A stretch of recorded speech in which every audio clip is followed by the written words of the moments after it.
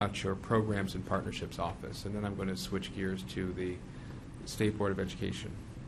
Sure.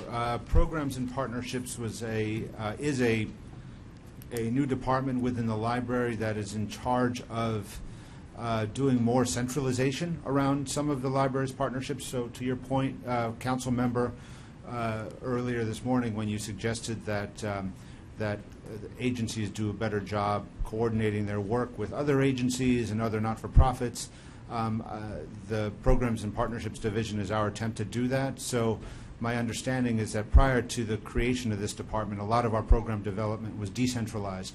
So now we've got a new head, and she has 3 folks working with her, soon 4, who will be, again, it just gives us a bit more vision in terms of how we develop our programs across the district. Okay. And one last question about part of your budget is built on nearly $500,000 in savings associated with renegotiating contracts. So I believe it's a $489,000 savings that your budget is based on. Which contracts do you anticipate renegotiating? Is that, I imagine that's a question for Mr. Butler more than Mr. Bonvecchio, is that right? Mr. Yes. Bonvecchio, thank you for your testimony. We look forward to working with you to finalize this capital budget. Mr. Butler, which, welcome once again, Mr. Butler. Which contracts have you identified that are the subject of renegotiations? We're actually looking at all of the contracts, especially those that are... May I back up? Tell me, what is your total contracts budget line to begin with? And this is separate from, this is separate from collections.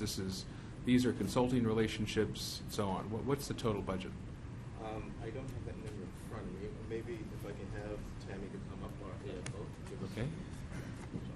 Maybe she can whisper in your, maybe Ms. Robinson can pull up another chair.